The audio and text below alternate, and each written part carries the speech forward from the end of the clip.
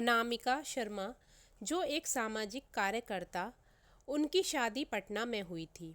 शादी के 2 साल में ही उनका तलाक हो गया था। अब वो अपने माता पिता के साथ पुणे में ही रहती हैं और वो एक संस्था से साथ जुड़ी हुई हैं जो घरेलू हिंसा के शिकार होने वाली महिलाओं की सहायता करती हैं। शादी टूटने से कोई भी महिला खुश नहीं रहती है, लेकिन शादी करके जुल्म सहने से अच्छा है कि हम अकेले ही रहें। आज मैं आपको एक भयानक रहस्य बताती हूँ कि किस वजह से मेरा तलाक हुआ था।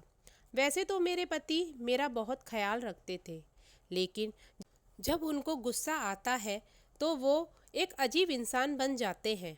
उनकी आवाज़ भी भारी हो जाती है, लेकिन मुझे ऐसा लगता था कि उनके गुस्से की वजह से उनके अंदर ऐसा बदलाव आ जाता है, लेकिन ऐसा बिल्कुल नहीं था।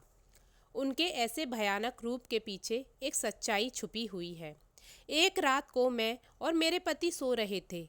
वहीं पे अचानक मुझे महसूस हुआ कि मेरे पति लंबी लंबी सांसें ले रहे थे और नींद में ही बोल रहे थे कि मुझे माफ़ कर दो, अब बस कर दो, अब बस करो, मुझे अब छोड़ दो, जो भी हुआ उसमें मेरा कोई कसूर नहीं है।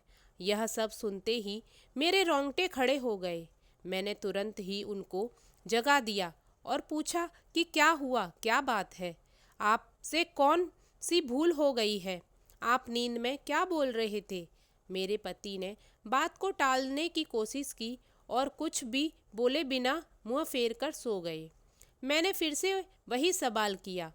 उस समय वो गुस्से में आके मुझे एक जोर से चांटा मार दिया।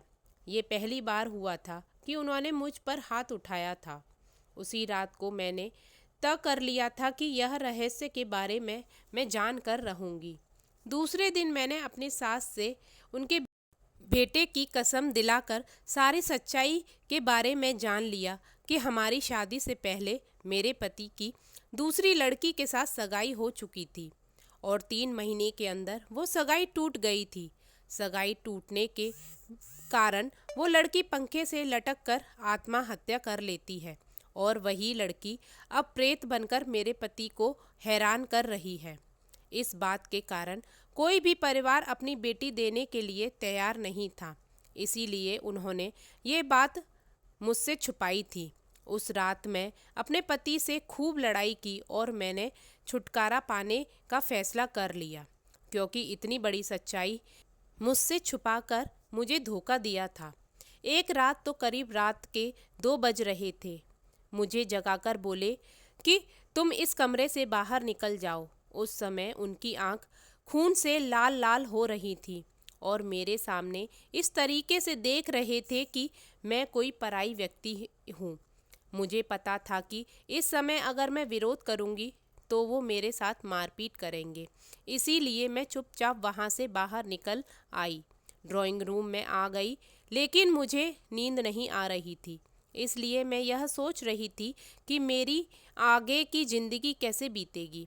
उसी समय बेडरूम से किसी के बात करने की आवाज़ आने लगी। मेरा हृदय डर के मारे कांपने लगा, क्योंकि कमरे में मेरे पति के अलावा वहाँ कोई नहीं था।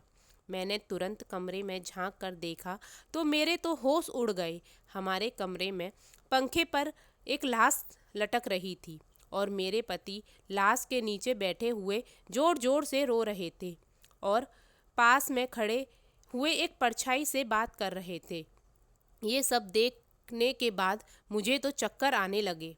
मैंने तुरंत ही मेरे सास ससुर को उठाया और बेडरूम को खुलवाने के लिए बोला।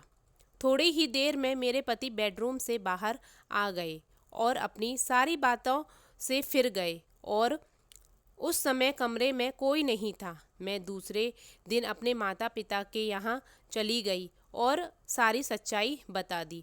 मेरे पिता मुझे एक साधु के वहाँ ले गए। मैंने उनको भी सारी बातें बता दी। तब उन्होंने जो कहा वो एक चौंकाने वाला रहस्य था।